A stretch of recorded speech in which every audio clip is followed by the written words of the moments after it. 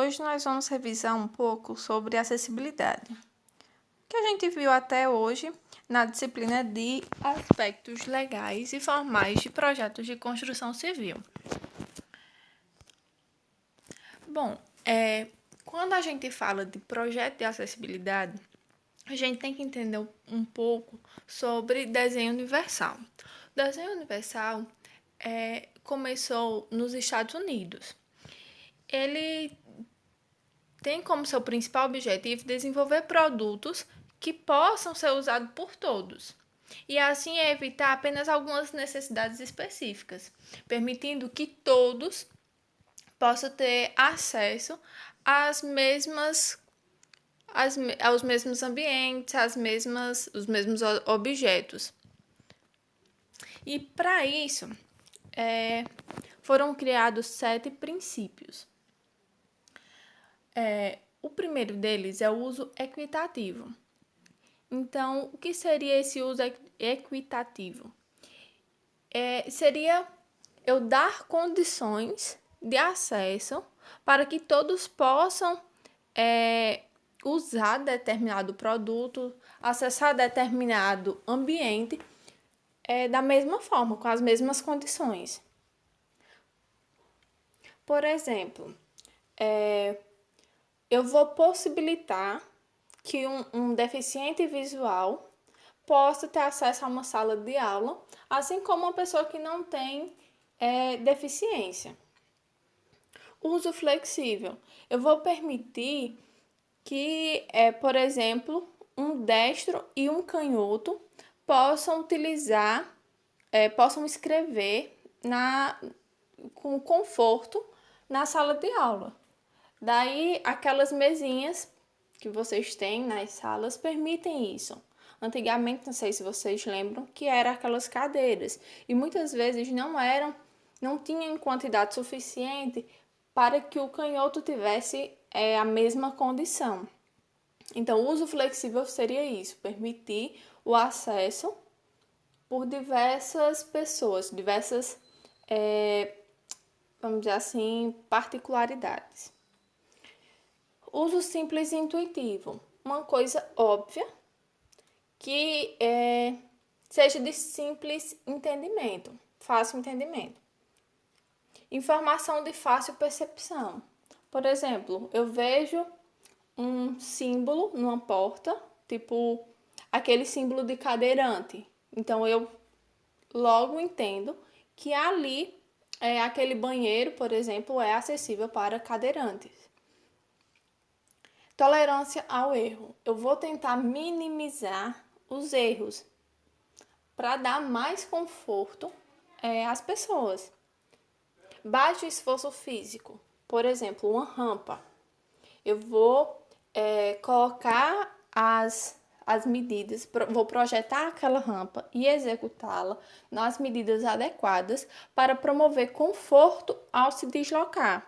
Então, por exemplo, eu não vou fazer uma rampa muito inclinada, eu vou utilizar a inclinação adequada para que a pessoa não tenha que fazer muito esforço para se locomover. E dimensões e espaço para acesso e uso. Então, a gente vai ver que cada deficiente, e cada pessoa, né, cada mobilidade, vamos dizer assim, por exemplo, cada particularidade, ela precisa de uma dimensão adequada para circular com conforto. Por exemplo, um cadeirante. Fica complicado para um cadeirante entrar numa sala que a porta tem uma dimensão de apenas 80 centímetros, como é o padrão das edificações, mais ou menos, né? Como a gente já falou, a maioria das edificações utilizam padrões de porta de 60, 70 e 80. E aí, o recomendado é que em obras acessíveis a gente utilize pelo menos 1 metro, as portas de 1 metro. Porque aí as pessoas que utilizam as cadeiras de roda possam transitar com conforto. Depois disso, a gente precisa entender, como eu já falei, todas as etapas e tudo relacionado à construção são regulamentadas por normas. Essas normas, elas são elaboradas pela Associação Brasileira de Normas Técnicas, que é a ABNT. E essas normas, elas vão servir de base para a elaboração dos projetos. Então, no caso de acessibilidade, a gente tem a NBR 9050, que foi sua última versão, foi atualizada em 2015. Sempre que tiver barra o ano, é o ano ou que foi elaborado ou que foi atualizada. E ela tem como título Acessibilidade a edificações, mobiliários, espaços e equipamentos urbanos. Então, essa norma ela vai estabelecer critérios e parâmetros técnicos a serem observados quanto ao projeto, construção, instalação e adaptação do meio urbano e rural e de edificações às condições de acessibilidade. Então, tudo relacionado à acessibilidade, inclinação de rampas, dimensões, os módulos de referência, tudo isso, a questão de corrimão, guarda-corpo, escadas, tudo isso vai estar regulamentado nessa NBR 9050. E aí eu trouxe aqui para vocês, para a gente ver um pouco a questão das dimensões e módulos de referência para projetos. Então, a gente, como eu falei, na maioria das casas, as portas dos quartos é em torno de... A gente utiliza a medida de 80 centímetros. Então, se o morador ou a pessoa que vai acessar aquele ambiente, ele é um obeso, por exemplo, ele vai precisar de pelo menos, como mostra a figura aí, 80 centímetros para passar. Ele ocupa essa dimensão. Então, isso vai prejudicá-lo. Então, por isso que o adequado é que a gente faça sempre que tiverem obras públicas, obras acessíveis, que precisam ser acessíveis, de projeto de acessibilidade, a gente utiliza de 90 centímetros a 1 metro para permitir o conforto na circulação. E aí, todas essas medidas a gente pode encontrar lá na NBR 9050. Não é necessário que vocês decorem essas medidas. Eu trouxe aqui só para a gente ter uma noção dessas dimensões. Bom, o módulo de referência de um cadeirante, por exemplo. O módulo de referência seria a dimensão que é necessária para aquela pessoa se deslocar, que aquela pessoa vai ocupar. Então, neste caso aqui, por exemplo, um cadeirante, quando eu olho a vista superior dele, a gente vê que ele ocupa um espaço de pelo menos 1,20 por 80 centímetros. Então, quando a gente está tratando de uma escola, por exemplo, a gente tem que pensar que essa pessoa ela vai fazer manobras com essa cadeira de rodas e ela vai precisar de um certo espaço para isso. E aí a gente vai precisar deixar sempre no projeto a área de giro. Porque essa área de giro seria a área que o cadeirante vai precisar para se deslocar, por exemplo, num banheiro. Então, ele entra no banheiro e ele precisa girar a cadeira de rodas para sair. Então, a gente sempre vai ter que observar essas dimensões. Então, uma rotação de 90 graus vai precisar de 1,20. Uma rotação de 180 graus já aumenta, vai ser 1,50 m. E se for uma rotação de 360 graus, a gente vai precisar do diâmetro de 1,50 m. Gente, qualquer dúvida, vocês vão colocando nos comentários. E aí, a gente vai debatendo depois. Bom, como eu falei, aqui a gente tem um pouco das dimensões das manobras necessárias para esse deslocamento. Então, por exemplo, vamos imaginar a rampa lá da nossa escola, lá da Leopoldina. Então, quando o cadeirante ele vai descer, ele precisa de um espaço para fazer o giro, para mudar de direção da rampa. E aí, tudo isso tem que ser previsto. A gente tem que deixar um espaço maior nessa área para possibilitar isso.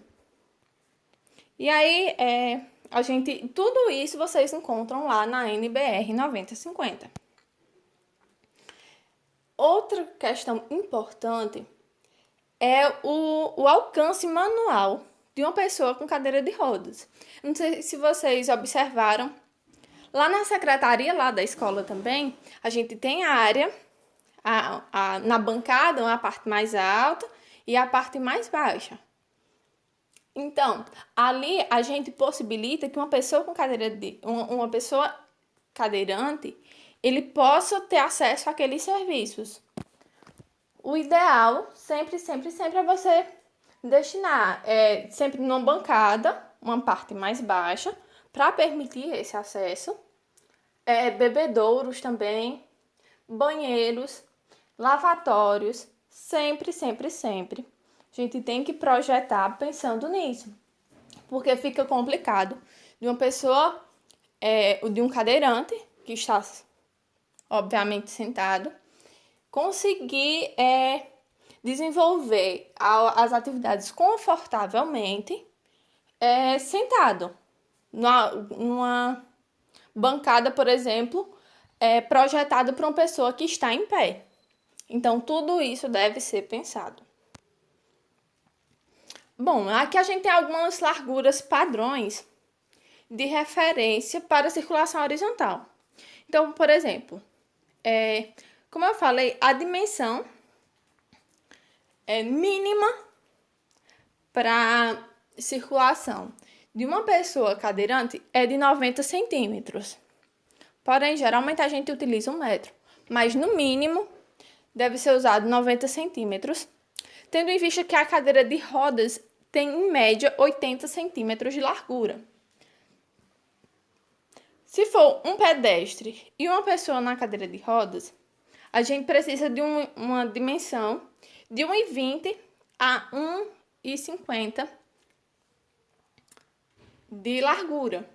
E se forem 2 pessoas cadeirantes, a gente vai precisar de uma dimensão maior, que vai variar entre 1,50 m a 1,80 m. E aí a gente pode observar nas imagens essa situação. Bom, símbolo internacional de acesso. Então, como a gente já falou, o símbolo internacional de acesso ele vai permitir uma padronização. Então, tipo, cheguei em outro país, vejo numa porta, o símbolo de um cadeirante, como mostra a figura. Então, ali eu vou entender que aquele espaço é acessível para um cadeirante, da mesma forma que em qualquer outro país. Então, a intenção é identificar todos os locais que têm as condições de acesso por pessoas com deficiência e mobilidade reduzida. E devem ser mantidas as proporções corretas. Não adianta eu fazer um desenho distorcido, tentar ampliar, colocar um desenho pequeno em uma área grande. Então, sempre a gente vai prezar por manter as proporções adequadas. E também a visualização deve ser de fácil acesso. Fácil compreensão, né? Bom, piso tátil. O que seria esse piso tátil? O piso tátil é aquele piso que a gente geralmente vê em calçadas, em estabelecimentos públicos, que vão indicar tanto a direção ou alertar geralmente os deficientes visuais. Por exemplo, a gente tem o piso tátil de alerta. Ele tem o formato, possui relevo de pontos. Eu acho que todo mundo aqui já deve ter visto. E ele vai indicar a mudança de direção ou se tem algum obstáculo ali. Geralmente, por exemplo, terminou, vai começar, tem a porta da sala, por exemplo. Então, ali, igual com a porta da sala, eu vou colocar o piso tátil de alerta, alertando que ali tem um obstáculo que seria a porta. Geralmente, em calçadas e vias públicas, eles são usados em caixas de correio, em árvores, postes, em orelhões, lixeiras, para indicar que ali tem um obstáculo.